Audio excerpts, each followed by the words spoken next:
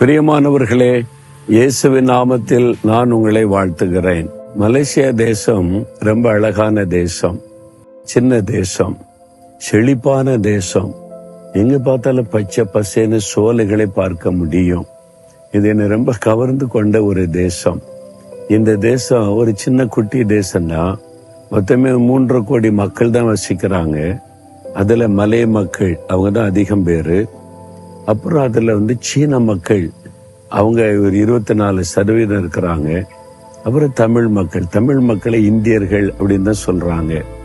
அவங்க ஒரு 7%, சுமார் 20 லட்சம் பேர் இருக்கிறாங்க. அந்த மாதிரி உள்ள அழகான ஒரு தேசம்.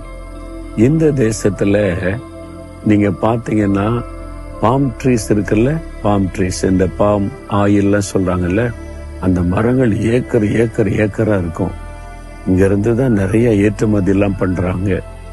இந்த தேசம் ரொம்ப ஒரு ஆசீர்வாதமான தேசம். இங்கிருந்து உங்களோட நான் பேசுவது எனக்கு ரொம்ப சந்தோஷம்.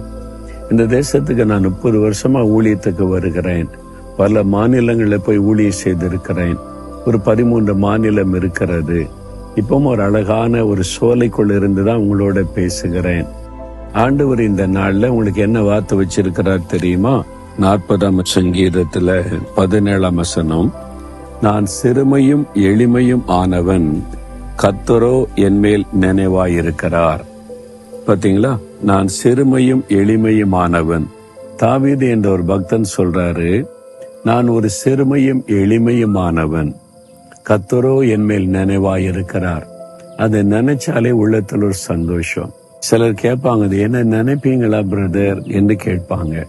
இல்ல, சிலர் அன்பா கேட்பாங்க, என்ன நினைப்பீங்களாப்பா, நான் உங்களை ரொம்ப நேசிக்கிறவங்கள பார்த்துருக்கிறேன்ல, அப்படி சொல்லுவாங்க. நாங்க உலகத்துல பல நாட்டுக்கு ஊழியத்துக்கு போறோம், லட்சக்கணக்கான பேரை சந்திக்கிறோம். அப்போ சிலர் மனசுல ரொம்ப ஆழமா பதிஞ்சிருவாங்க. சிலர் சில சம்பவத்தை நடக்கும் போது நினைவு கூறுவோம். எப்பவுமே நினைச்சிட்டு இருக்க முடியாதுல்ல, ஆனா சொல்லாம நினைப்பேன் சில சமயம் அப்படின்னு. ஆனா ஆண்டவர் சில சமயத்துல நினைக்கிறவர் அல்ல, எப்பொழுதுமே நம்முடைய நினைவாய் இருக்கிறவர். நான் சிறுமையும் எளிமையுமானவன், கர்த்தர் என் மேல நினைவாய் இருக்கிறார். சிலர் சொல்லுவாங்களா, உங்களை நான் எப்பவுமே நினைச்சுக்கிட்டே இருக்கிறேன் அப்படின்னு சொல்லுவாங்க. அப்ப சிலர் கேட்கும் போது நான் சொல்லுவேன், நான் ஜெபம் பண்ணும்போது சிலரை கர்த்தர் நினைப்பூட்டுவார்.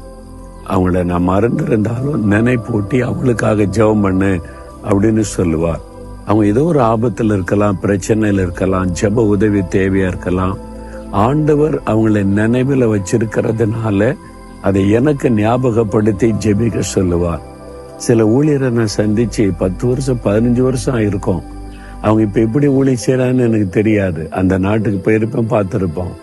ஆனா சில சமயம் ஜெபத்துல காத்திருக்கும் போது ஆண்டவர் அவங்களை நினைப்பூட்டுவார், அந்த ஊழியக்காரனுக்காக ஜெபம் பண்ணு அப்படின்னு சொல்லிட்டு. அவங்களுக்கு அந்த நேரம் ஜெப உதவி தேவையா இருக்கலாம். அப்போ அவங்களுக்காக ஜெபிக்கும் போது உள்ளத்துல சந்தோஷம். அதுல என்ன ஆச்சரியம்னா, தேவன் அவர்கள் மேல நினைவாய் இருக்கிறார். நான் உங்களுக்கு தொடர்பு கொண்டு பேசின, பிரதர் எவ்வளவு வருஷம் ஆச்சு, என்ன கூட நீங்க நினைச்சு ஜெபிக்கிறீங்களா? உங்க ஜெபந்தான் என்னை இப்ப பாதுகாத்திருக்குது.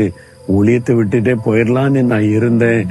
நீங்க போன் பண்ணி என்கிட்ட பேசி உங்களுக்கு ஜெபிச்சேன்னு சொன்ன உடனே எனக்கு புது பலன் வந்திருக்குது. பாத்தீங்களா?